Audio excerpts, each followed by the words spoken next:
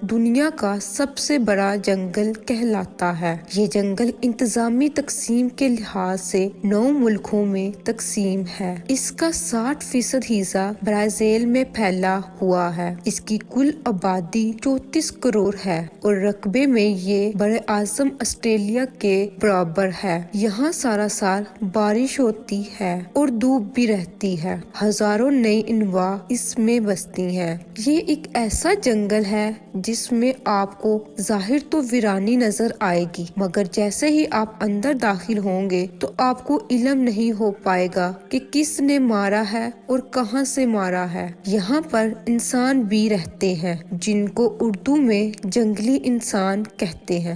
یہ انسان ہزاروں سال سے ان جنگلات میں ڈیرا ڈالے ہوئے ہیں۔ یہاں پر سینگوں والے مینڈک بھی پائے جاتے ہیں اور ایسے مینڈک بھی ہیں جن کی بیرونی سطح پر زہر